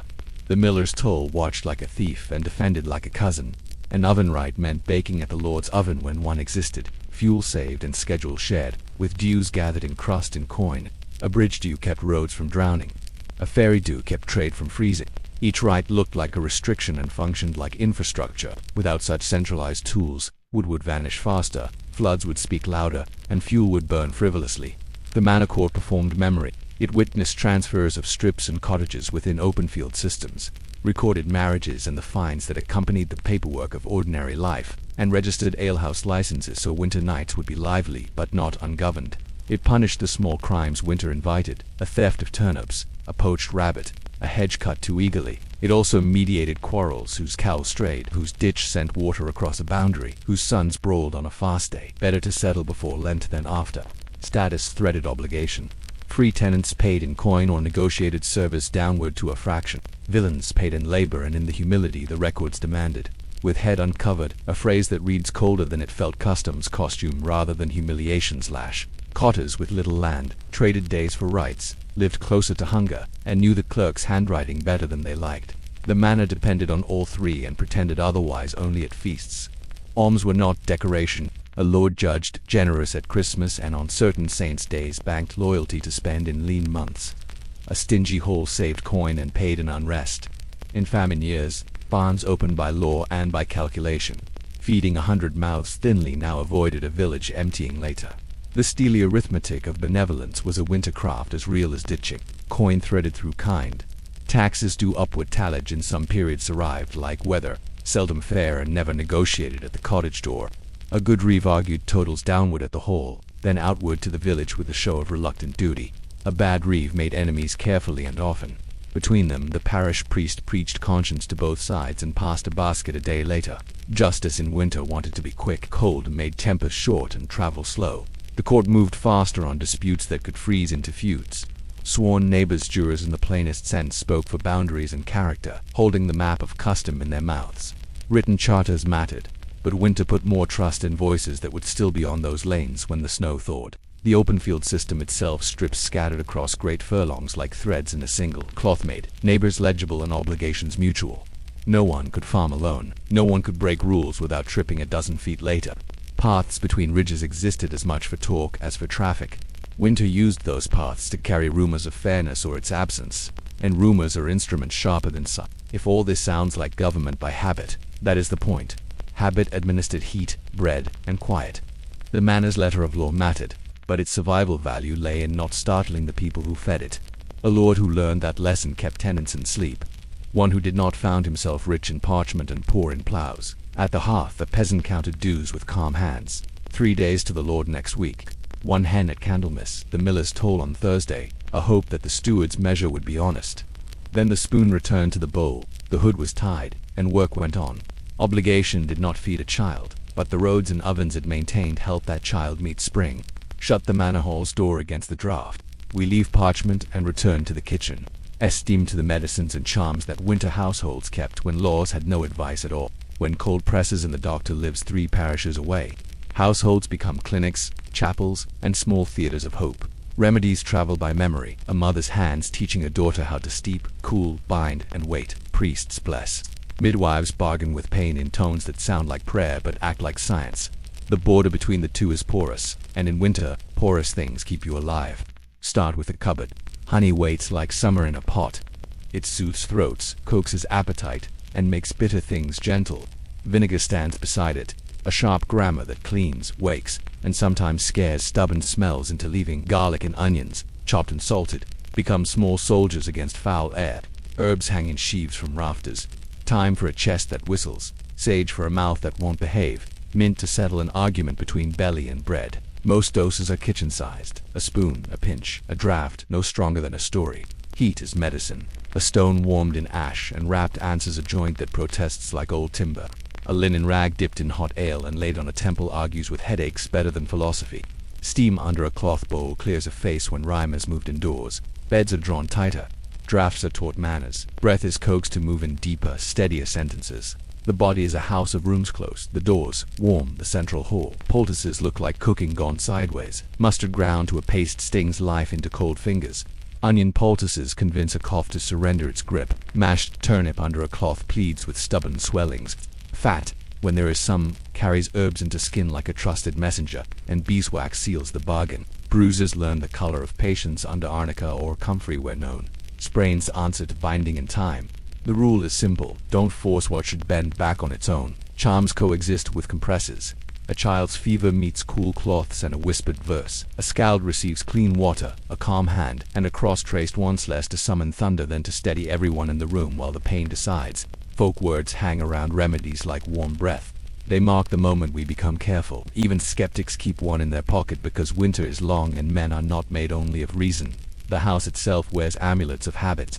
An iron knife planted in the lintel says the threshold is awake. A red thread on a cradle announces that love is on watch. A sprig of rowan or juniper at the door asks trouble to pick another lane. Bread blessed at a feast day lends a corner to sickness because sharing sacred food with pain is older than any local priest. Salt lines drawn at the hearth step look like cleaning. They are also treaties with comfort. Taboo is a practical poetry. Don't whistle indoors or call the wind into the house. Don't sweep after sundown or you'll throw warmth away. Don't sit on the table lest the table forget its duty to feed. Don't count loaves aloud or the year will count your losses. Don't tell a dream before breakfast or the day will take it back harsher. These are not laws. They are stories. The village tells the body so it behaves kindly toward its luck. Weather has its parish customs. Turn your boots to the door and snow will think you've already left. Hang a spoon on the latch and the frost will look at itself and go away. Place a basin of water on a night of fear. Ice patterns in the morning speak the sky's dialect. Ring a small bell when fog presses a sound to remind the lane to stay a lane. A lantern in the window is a lighthouse for late neighbors and for your own worry, which otherwise wanders fields by itself. Midwives are winter's engineers of mercy. They know timing like farmers know rain. When to wait, when to call, when to heat water, when to fetch a neighbor with quicker fingers. They keep kits of linen, cord, needle, salve. They keep phrases that make rooms breathe again. Their remedies are precise, sitz baths stitched from herbs, warmed swaddles a cup of broth that counts as medicine and diplomacy at once. Their taboos are sharper, no loud speaking as the child crowns, no slamming doors, no arguing in a room where breath is apprenticing. Every rule has a measurable purpose. Keep warmth, keep rhythm, keep courage. The priest walks a parallel road. He blesses candles at Candlemas, chalks doorways at Epiphany, sprinkles barns to frighten mold, prays over beds, and carries a small vial that means as much to fear as it does to faith. He warns against sorcery and also knows which wise woman keeps a list of herbs longer than his homily. Behind closed doors, he asks her advice about his own cough. Rumor is its own medicine, bitter and sometimes useful. This herb cured a reeve in Hogtide that saint's bone stopped a swelling. A new root from a traveling peddler behaves like fire or like foolishness depending on the moon. Winter sharpens repetition. A lie can wrap itself in wool and sit by the fire for months. Yet a rumor about a useful plant or a kinder midwife can cross 3 parishes by Sunday and spare a future grief. The village sifts with its own sieve. Households draft their own statutes of caution. Do not warm cider in the good pot that takes fat, the smell clings for a week. Do not sleep with wet hair by the oven mouth, it promises nothing but a fever. Do not hide sickness from neighbors, you'll need their ovens when yours breaks. They'll need your ditch tools when there's freeze. Tidiness is preventive law. Hang cloaks where steam can reach them. Dry hose upside down. Set wooden spoons across lids to still rattling. Bank ash until coals become negotiable at dawn. Wolves and worries prowl at the edges. Doors know the sound of both. A knife under a pillow is less a weapon than a prayer for safe dreams. A small icon or painted cross near the bed teaches night to mind its manners. Children are taught to name fears out loud once, then to accept a task. Hold this candle, fetch that cloth, count to 50 while I stir. Action shrinks shadows. None of this sat neatly inside learned medicine, and none of it lay entirely outside. A monastery leech book might list the same time a shepherd's wife picks. A scholar might frown at the knife in a lintel and then praise the way the same household keeps water clean and air moving. Winter collapses categories. It asks, did the room warm? Did the breath slow? Did the cough loosen? Did the household stay friends? Remedies that pass those questions survive longer than fashions. Still, houses breathe smoke as much as stories. The next subject knows both cure and complaint. How smoke was managed when chimneys were rumor, vents were craft, and rafters learned to speak. Bank the little fears, we climb toward the roof now and follow the smoke to its narrow doors. Smoke was a roommate in medieval houses, not a guest. It stained beams the color of tea, sealed thatch against sparks, kept insects shy, and made eyes negotiate tears. People did not love smoke, they learned its grammar. A good hearth was a set of habits taught like prayers and tuned like tools. Before chimneys became common for ordinary roofs, control depended on geometry, fuel, wine reading, and patience. Begin with the hearth. In most small houses the fire sat low on a clay or stone bed, ringed by cobbles that remembered where pots should rest. An iron trammel or pothook hung from a beam, raising or lowering kettles so cooks aimed at heat rather than forcing heat to aim at them. Tall flames were pretty and disobedient. A low, wide bed of embers gave steady cooking and a calmer smoke that would climb. Banking the fire with ash at night made a slow heart that woke quickly at dawn. Above, there was usually no masonry stake, only open structure. Louvers in the roof, or a small timber smoke lantern promised a way out. They were poles and cord technology, cracked in still weather, opened wide during steamy stews, pinched tight in gales so warmth would not flee. Where no louver existed, the ridge leaked by design. Fuel was physics and politics. Green wood hissed and sulked, laying down sour smoke. Dry oak and ash burned with patient gravity. Birch caught fast, helpful at dawn and treacherous in draught. Peat breathed dense and slow, a different temperament under rafters. Households learned blends like brewers. Quick twigs to start, billets for the long middle, peat or hardwood at the end, to hold the night. Air needed paths. A door opened a finger width could turn mutiny into draw. A shutter cracked for a minute persuaded a lazy column to stand and go. People read smoke like a letter. Blue and thin meant contentment. Brown and rolling meant wet fuel. Smoke that returned along the roofline like a scold meant the wind had changed or the louver refused its duty.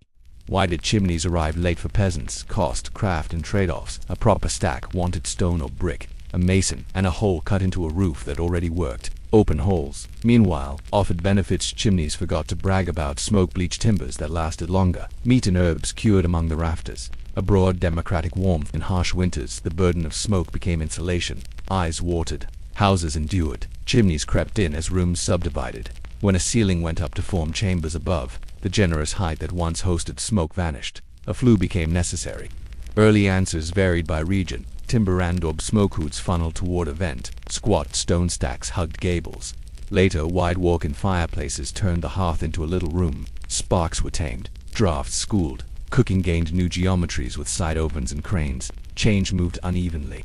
Within one parish, a grandfather remembered a central hearth under a smoke lantern. The father cooked beneath a timber hood in a corner. The son mortared a stubby stack. Cottages kept what climate and purse allowed. Chimneys brought chores. Soot that once polished rafters now hid in flues. Tar learned corners. Sweeping became a winter business. A boy with a brush of thorn. A rope, a bargain at the door. A cough at noon. A safer night. Hearth irons multiplied grates to cradle coal where coal could be bought. Fire dogs to lift logs so they breathed. Dampers to throttle draw. Trivets for the pots that preferred patience. The grammar of fire acquired punctuation marks. Health shifted. Rooms with decent flues stung eyes less. Fabrics lost their permanent perfume of winter. Walls brightened, yet a focused fireplace concentrated heat into a place rather than an atmosphere. Families rearranged evenings one chair closer, one story shorter, when comfort felt tidier but smaller. And in poor stacks with bad draft, a new danger arrived. Fumes that complained quietly, headaches with no poetry, sleep that came too quickly. The old nuisance at least shouted. Even without chimneys, households mitigated smoke with engineering by habit. Fire dogs or a backlog lifted fuel so air could climb. Cooking happened in stages to prevent fat from startling flame. Lids sat half off to spare boilovers from performing. Children learned to walk low beneath the ceiling haze, to mine sparks as if they were gossip, small, hot, quick to multiply, ruinous if believed. Stand in an open hall on a windy afternoon. The louver ticks, the door hums, the fire folds and opens like a red flower. Bacon in the rafters prints slow signatures. Onions dry along a beam, moons with skins. Smoke writes a thin line along the roof, and then, as if remembering a promise, loosens skyward. We have followed smoke through beams and weather. Now we turn from structure to sleep, from the air's language to beds, bedding, and the quiet tricks bodies use to keep their own weather through the longest nights. Sleep is winter's second fire. When the door is barred and the rushlight fades, a bed becomes a small climate with rules of its own. Poor or prosperous households engineered the night with rope, straw, feathers where fortune smiled, wool, linen, and habit. The art was exact. Trap breath, slow loss, wake with less to fix, begin with the frame. The common bed stood on legs high enough to dodge damp and invite air underneath. Ropes crisscrossed the frame and tightened with a bed key. Sleep tight is no poet's whim. A mattress lay atop straw or chaff in a coarse linen tick. Rhythm kept it alive. Shaken on market eve, restuffed at quarter days, emptied into byre or midden when spring returned. Where purses were kinder, a feather tick lay above, holding warmth like a quiet bird. Blankets and coverlets turned breath into weather. Wool ruled, fold, brushed, forgiving. A heavy coverlet pressed, drafts quiet. A lighter one moved with sleepers so sweat could leave without stealing heat. Bed curtains hung from a canopy or poles, making a tent the room's weather could not freely enter. In a cottage, a cloak added weight. In a hall, fustian or fur bragged and warmed together. Position mattered. Good beds avoided outside walls that argued with frost. Heads turned from shutters. Feet faced the hearth so last heat could stroll upward. In one-room houses, the great bed lived opposite the fire. Truckle beds slid beneath for children or a servant. Infants slept in cradles set where sparks could not visit and drafts could not bully. A cradle rocker's foot learned to sway in time with the pot simmer. Stones and bottles were winter's conspirators. A river stone, warmed in ash and wrapped, met cold feet like a promise. Earthenware bottles, filled with near-boiling water, warmed a palate before bodies took their places. In deep frost, embers on a shovel kissed the hearthstone near the bed and then returned to safety. Night clothes repeated the day's physics, linen next to skin because linen drinks. Wool above because wool forgives.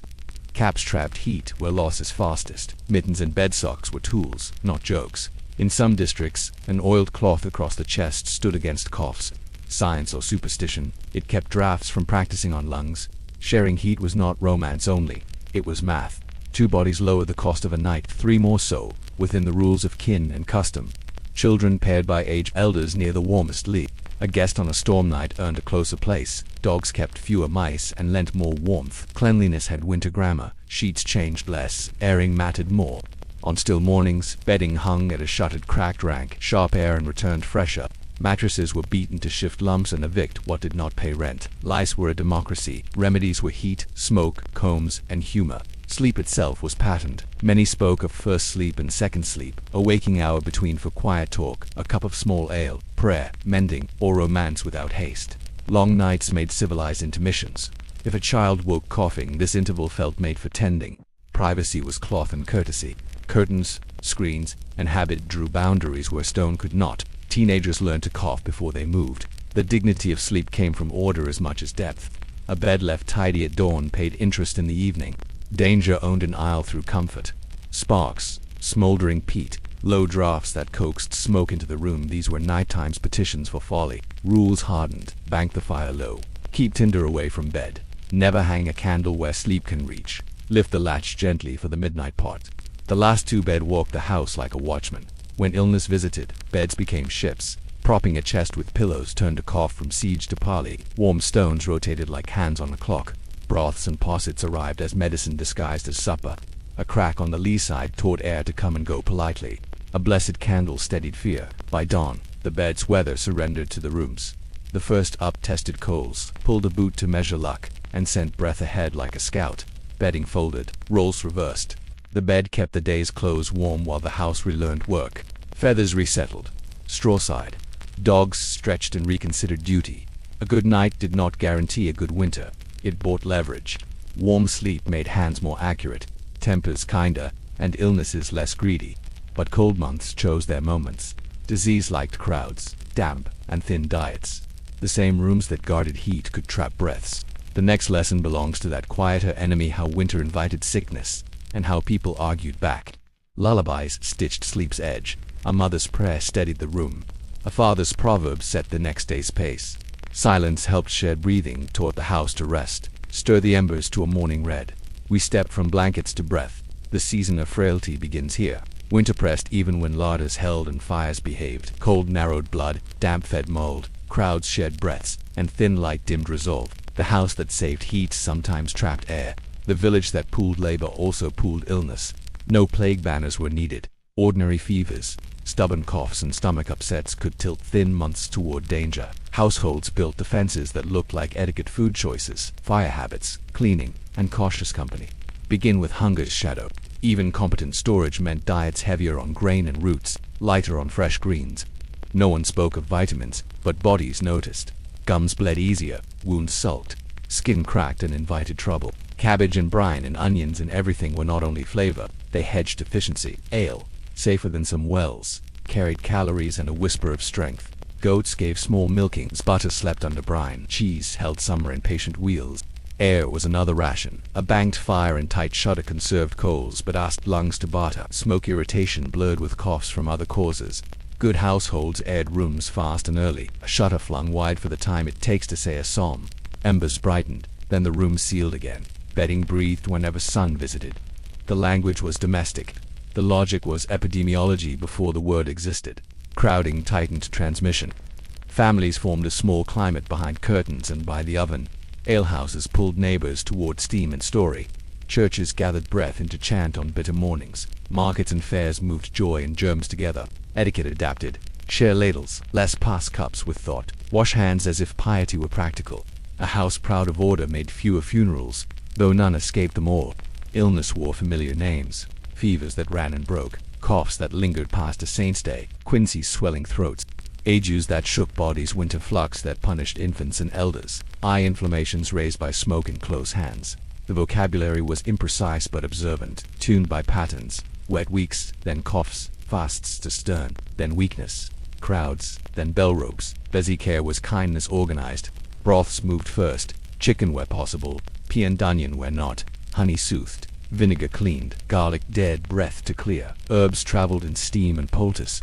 A posset before bed could turn a coughing night into a negotiated one. Fever suggested cool cloths and patience. Aches met warmed stones and sleep promoted to duty. Quarrels paused. Quiet healed faster than scolding. Midwives and wise women did more than births. They kept recipes for chest syrups and gargles, memorized which herb befriended lungs or nerves, and read skin like weather. They knew when to fetch the priest and when to shoo him because a patient needed sleep more than ceremony. Priests brought sacraments and sometimes leech. Monasteries kept herb gardens and baths. Learning and lore shared the same bench. Contagion had folk rules. Do not sit in another's warmed chair before it cools. Do not borrow pillows. Keep a fevered person's spoon out of the common bowl. Boil cloths used for certain sicknesses. Open the shutter on wash days so steam won't sulk in beams. Throw out the first bucket from the well after hard rain. None guaranteed safety. Together they bent chances. Death stayed near without always entering. Winter funerals sounded particular. Boots on frozen lane, bell on keen air, psalms steady as breath. Villagers left billets by a door, bread on a sill, a shift of watching so a household could sleep one unbroken hour. Some illnesses struck harder when diets thinned and air closed. Pneumonias that drowned, diphtherias gripped influenzas under other names. Children lost teeth for reasons bigger than sugar and smaller than fate. Elders who had earned many marches sometimes failed this one for no other reason than 3 damp weeks and 1 stubborn cough. We speak gently here. Some ended their winters too early off to themselves when grief overran counsel and helped the living stay. Even in sickness, the calendar worked. Fast rules bent in practice when a spoon of fat meant sleep. Candlemas lights pushed fear back a step. Saints' days brought broth from 3 kitchens and a loaf from a 4th. Community was the tonic winter invented, kinder seasons returned, and the same rules still mattered. Air rooms quickly, feed broth first, respect fatigue, trust the woman who has seen 10 winters of coughs, and remembers who lived and why. In that memory lay a medicine chest larger than any cupboard. Night keeps another remedy besides plants and prudence. Song, a house that sings, moves breath through lungs and sorrow through time. The next room over is warm, ale has cleared, candles are short, a carol begins, or a work chant that feels like prayer with a beat.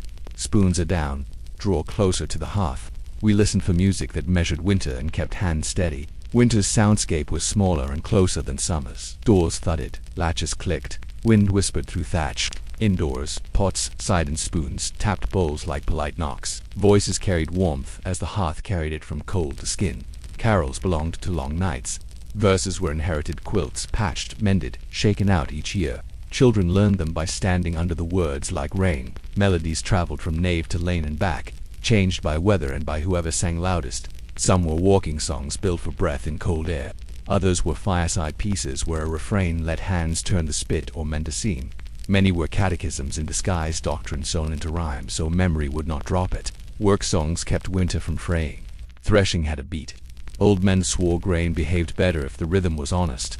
Flails answered in antiphone, one pair there, one pair here. The barn made into a drum. Carding and spinning chose gentler meters, humming pulse tunes that fitted draw, twist, wind. A smith worked to stricter time. Bellows, sigh, to clean blows. Irons whisper in water. Sing wrong and tools sulked. Sing right and time consented to pass. Alehouses turned sound into company. A winter alehouse was not riot. It was a stove for talk. Candles wrote small sons on pewter. The hearth kept a red grammar, and the room filled with complicated listening. Stories arrived bearing last summer's color and last century's varnish. Most nights counted voices, part songs that began with 2 people and fetched a third by the chorus. Rumor learned manners when it had to rhyme. Brewing taught rhythm to cool weather favored clean fermentations. Mashed tons and coppers hummed. Stir, rest, test, draw off. Shovel spent grain to a grateful pig. Fermentation sang almost audibly. An alewife heard health in the soft insistence under a wool cap. Serve the ale and you pour stored sunlight. It drinks like a calmer summer, and the room believes you. Silence worked as well. Late hush wrapped houses like a blessing. A last whisper about dews or seed, then a shared breath. The oven's quiet tick counted change from flame to brick, brick to warmth, warmth to sleep. Absence of noise was not emptiness. It was rest, the lid that keeps the pot kind. Music negotiated class without pretending to erase it. A lord's hall had more notes and longer echoes. A cottage had tighter harmonies, yet a tune stepped over thresholds that coin would not. At Christmas, waits played in streets where shutters opened gladly. On Plough Monday, hired men and households sang together, and, for a time, the year felt like one cloth instead of strips stitched with argument. Children read rooms by noise the way elders read weather by smoke. They knew where a story sounded bigger and which stair made the best drum. Their games kept winter meters. Quiet for chores, louder after midday, whispers when a baby slept. Church set the keynote, Advent chanted low, Christmas widened, Epiphany sparkled brief. Then weeks settled into ordinary time with melodies that kept hands moving. Candlemas brought beeswax light in a higher tone.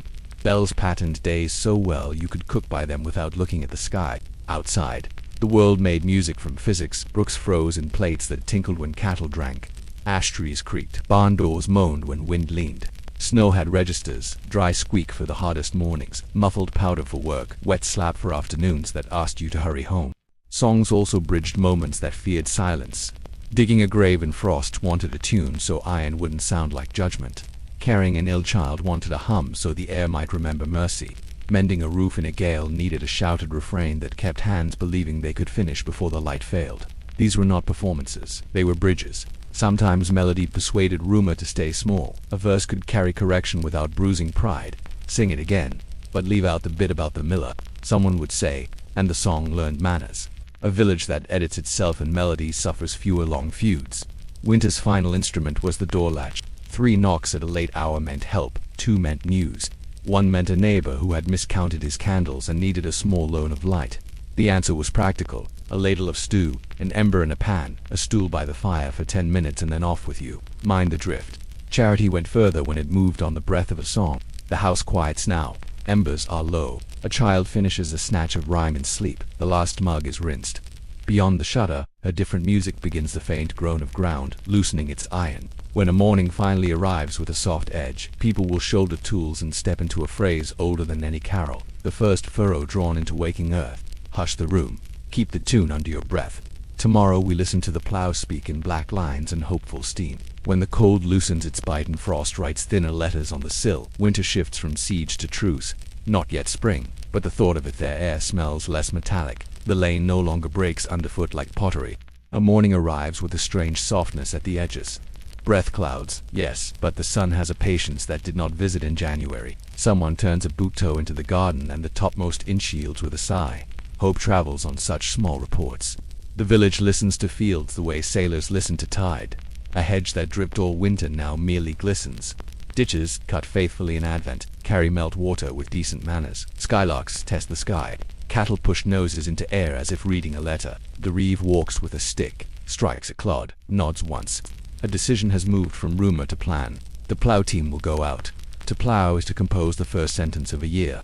The team stands ready, 2, 4, or 6 oxen depending on purse and soil. Their winter weight shows in patient eyes and broad necks. A boy rubs the nearest with a hedgerow curry and murmurs what passes for theology among beasts. Good, steady, there. Collars fitted, chains checked, pins proven. The share greased so soil will slide. A prayer that is more habit than plea. Keep the harness honest. Keep the furrow true. Keep the ground from remembering last year's mistakes. The first cut writes black on brown. Earth rolls, shines, breathes. Steam lifts like news. Birds arrive as if summoned. Taking seeds the plow will not pity, and pests the plow cannot see. The handleman keeps the line with small corrections that feel like mercy, not force.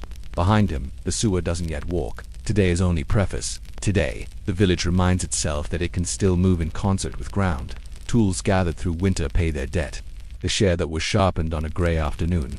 The wedge reset by lamplight. The yoke pin turned by a careful hand. It stands between labor and waste. If a bolt holds, a man's back holds. If a shoe stays on the near ox, nobody spends noon hunting iron in half-thawed ruts. Maintenance proves itself in minutes. Negligence, in seconds. Not every field consents on the same day. Clay sulks and must be courted. Sandy ground yields too easily and must be watched for shallowness. Low places hide old weather. A wise teamster runs a test line at the edge, gauges how the share sings, then chooses the pattern. Straight furlongs for fairness and speed. Or a shape that suits an awkward corner. Open field strips, interleaved with a dozen neighbors. Demand choreography older than any living lantern here. Mind that ridge, leave the headland ready for the next pair. Children carry the season in errands. They fetch pins, bring a cup, run messages to hedges where adults have turned briefly into surveyors. They learn with feet and eyes what books cannot teach: how a line bows to a buried stone, how a slope wants a shorter chain, how a team tells you in breath and shoulder when you are asking for folly. By noon they are experts enough to scold a cousin 2 years older. The house hears the furrow. In kitchens, dough grows braver. A pot waits for the returning spoon. With a little extra brew, days multiply. Thin ale becomes the day's argument for patience. Clothesline proverbs return. Air your wool when the furrow shines. Turn mattresses when the first lark lies. Candle stubs last one evening less. Light is promoted from necessity to company. Hope does not erase limits. Stores still rule choices. Fast days still meter appetite. A cold snap may return, smug and brief, to explain pride to plowmen. But the first furrow changes posture. It tells the room that effort can once again deposit value into the future instead of merely purchasing survival. A coin has reappeared that the winter economy could not mint. Sowing sits just ahead. Rye and wheat, if autumn failed them, may take a second chance where climates allow. Oats wait like agreeable cousins. Barley, loyal to lighter ground, rehearses its part. Beans and peas, humble founders of spring protein, will reclaim their lanes. A field set last year to fallow answers with a green hush when manured and flirted with the harrow. If lambs are late, their voices soon correct the quiet. The social calendar shifts with the soil. Hiring fairs wake from their nap. Manners set plow days and lists. The court baron adds disputes about headlands and wheel ruts to its docket. Gleaning talk goes silent. It will speak again at harvest. For now, rights of way, rights of water, and rights of patience occupy the village's tongue. Even rumor grows kinder. The miller's measure, the alewife's mash, the parson's new verse all sound less like verdicts and more like weather. Under the surface, old engineering continues. Drainage learned in a wet century survives a dry spring as prudence. Varieties that forgave last year's insult get planted again. A new ridge, steeper by a hand's breadth, pays its share in fewer lost afternoons. The village remembers scars as maps. Memory is a tool with the advantage of charging no fee. This is hope in its most muscular form, not a feeling, but the habit of beginning well. The furrow's straightness is a moral, its depth, a prayer in inches, its seam, a seam in hunger's coat. When the team halts at dusk and the last slice lays like a dark ribbon, someone says, without theater, "That will do," and the day feels answered. Tomorrow the sewing song will begin, short lines for long work, humor where backs needed, a refrain that fits the throw of grain. But before that chorus, we step aside from romance to clarity. What did peasants actually do well? What did they merely survive? Which modern myths about their winters are fair, and which deserve to be broken like clods under a new blade? The field breathes. The handles lean against the hedge. We turn to reckon stories with evidence. How do you sleep when the wind owns your house? We asked that at the beginning. Now the room knows the answer. You bank a fire with ash until it remembers dawn. You pull linen close and lay wool over it. You hang a rushlight where a page can keep its place. You make a small climate and you keep your promises to it. Hunger was managed by patience, cold by choreography, fear by companions. A peasant winter was not a single mood. It was a machine made of customs, and the machine ran because hundreds of quiet decisions were made correctly, day after day. Listen to the inventory the year leaves on the table. Grain counted and kept dry above the floor, roots tucked into earth-cooled dark. Pork turned into months by salt and smoke. A clay oven that stores yesterday's flame until it can be tomorrow's crust. A door that opens with manners so drafts do not swagger. A louver that obeys. A quern that remembers every dawn it sang. A bed that is a tent, then a raft, then a harbor. The list is not poetry, it is equipment. The sound it makes is relief. We learned that the house was a heat engine before anyone drew a diagram. That feast and fast were gears rather than morals. That charity was infrastructure. That rumor edited by song could be turned from a blade into a plowshare. We traced a disaster 3 wet years that taught the cost of eating seed and then looked up to a larger sky that cooled and fussed, turning averages into argument. The rhythm bent, people bent with it. Resilience is what culture does when weather stops being polite. If you take only one lesson to your own winter, let it be this. Comfort is a practice. Heat the person, not the room. Light the task, not the night. Spend richly on feast when morale is low, and spend strictly afterwards so memory can carry you. Store what forgives time, grains, legumes, honey, vinegar, stories. Maintain before it hurts. Hinge, flue, rope, friendship. Trust the neighbor with a loaf more than the rumor with a crown.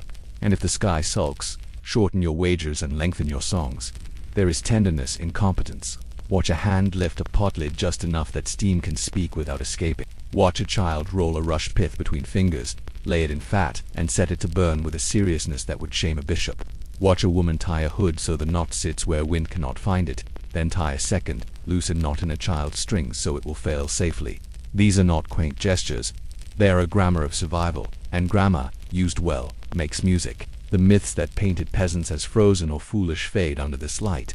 They were neither saints of scarcity nor fools of mud. They were engineers of enough. They made heat with smoke and proximity. They made plenty out of choreography more often than out of luck. They endured because they paced themselves, because the year's bell taught appetite to keep time, and because houses were built as arguments for hope. Stand one more time in that low doorway. The latch sits right in the hand. Smoke softens the beams. The dog, persuaded by the grammar of embers, chooses his place and becomes part of the insulation. The pot says little but means well. You can hear the field in the rafters, the cellar under your feet, the church in the hush between breaths, the manor in the hinge that doesn't betray you. If the wind insists, the wall answers. If the dark asks questions, the rushlight makes small, clear replies. Soon a softer morning will arrive, the kind that loosens the lane and draws larks upward. Oxen will lean into the earth. A first furrow will shine black and promising. Birds will turn the line into punctuation. But even before that day, the winter room holds. It holds because people kept faith with work, with one another, and with the idea that tomorrow can be invited by how you behave tonight. That is civilization at its smallest honest scale. So close your eyes, let the coals find their slow red. Let the bed's little climate gather you. If the bell rings, it will be for bread or prayer or plowing. All three are good. If it is silent, all the better. Sleep is also a craft, and you have tools for it now. When you wake, you will know which door to open and for how long, which pot to move and how far, which story to repeat, because it keeps the room brave. That is how peasants endured the winter in medieval Europe. That is how anyone does. The house exhales, the latch rests, the wind goes looking for another story to pound. Inside, the last rushlight gives a kind, brief bow, and the room quiet, warm, exact becomes dark in the useful way that makes morning possible. Before sleep fully takes you, hold the inventory once more like prayer, bread to break, broth to share, a hinge that will not betray in wet, a neighbor who listens, a song that edits a rumor, a cloak that makes weather negotiable, a candle saved for the night that deserves it. These are small riches. Count them slowly. They are not the opposite of luxury. They are the shape of durable joy,